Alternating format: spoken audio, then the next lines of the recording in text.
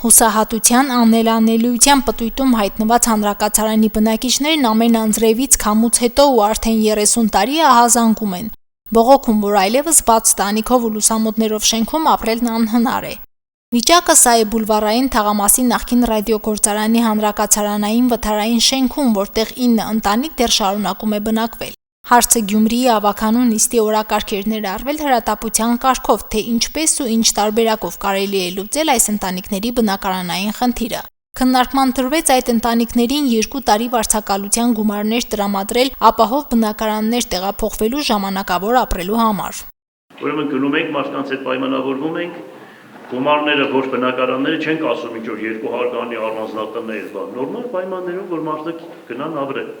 Այդքան գումար մենք կարող ենք հատկացնել քաղաքապետարանի բյուջեից։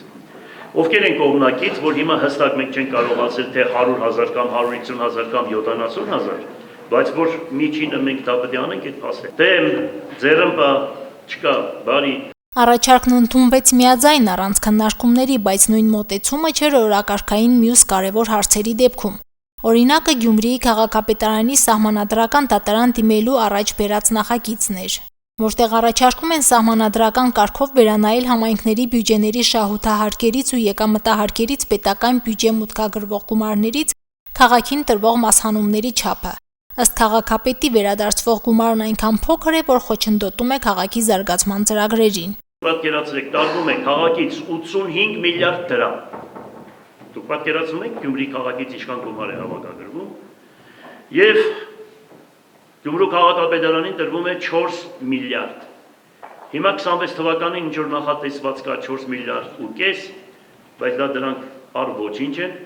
Քաղաքապետն իրավասություն ունի այս հարցով դիմել սահմանադրական դատարան եւ ըստ Վարդան Ղուկասյանի առանց ավականու որոշման, բայց եւ հարցը բերել է օրակարգ, որ շոշափի ավականու մյուս խմբակցությունների վերաբերմունքը։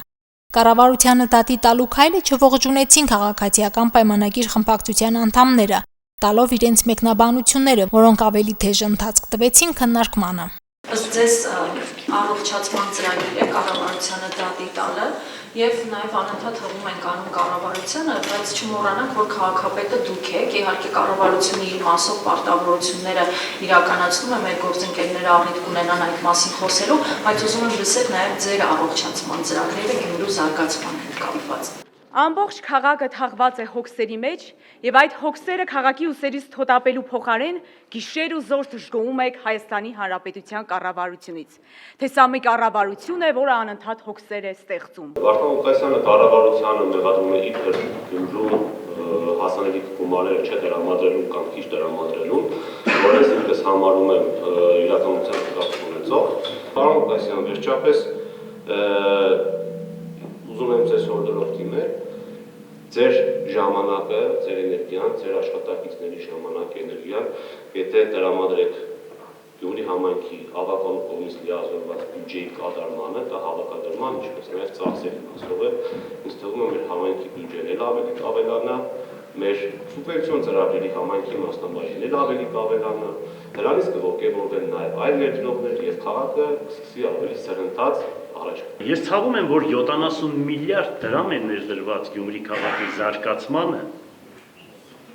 եւ այդ 70 միլիարդից մեկ աշխատատեղ չի ավելացել։ Ես ցավում եմ, որ 70 միլիարդ դրամ է ներդրված Գյումրի քաղաքին եւ մի բնակարան չի կառուցվել։ Եվ այդ գումարները որտեղ է ծախսվում, դա էլ զարմանալի է։ Թեժ քննարկումը այլ անկյունից սկսեց դիտարկվել, երբ քաղաքապետն ավականու անդամներին առանց անուն ազգանունների դիմեց։ Քաղաքացիական պայմանագրի ավականու անդամների համար մտերմիկ դիմելաձևն ընդունելի չէ։ Այսուհետ փորձենք պոլիտ կոռեկտ լինել եւ միմյանց հետ հարգանքով խոսել։ Աղջիկ ջան, աղջիկ, երիտասարդ,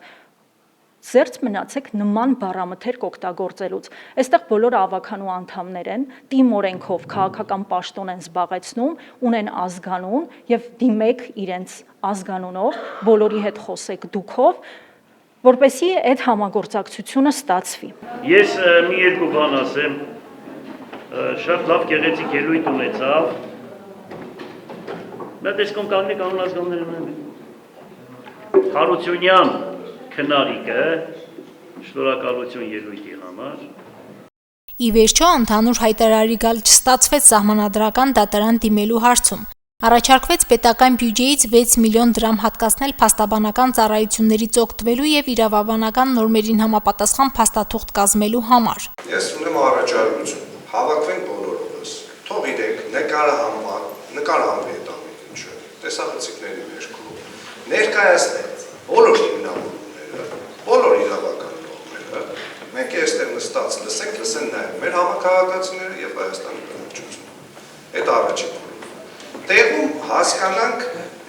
կազմենք առաջարկությունով հանդես գանք կառավարությանը։ Այստեղ էլ Մայր Հայաստան խմբակցության ղեկավար Կարեն Սիմոնյանը հիշեց, որ կառավարությանն ուղղված եւս մեկ առաջարկ նախորդ նիստում էր ավականին հաստատել, բայց այն դեռ մնում է անարձագանք։ Ես հորդորում եմ, որ մեր գյումրեցիները անկախ կուսակցական պատկանելիությունից, եթե բերվում է լավ ծրագիր Գյումրու համար, ուրեմն կողմ լինեն։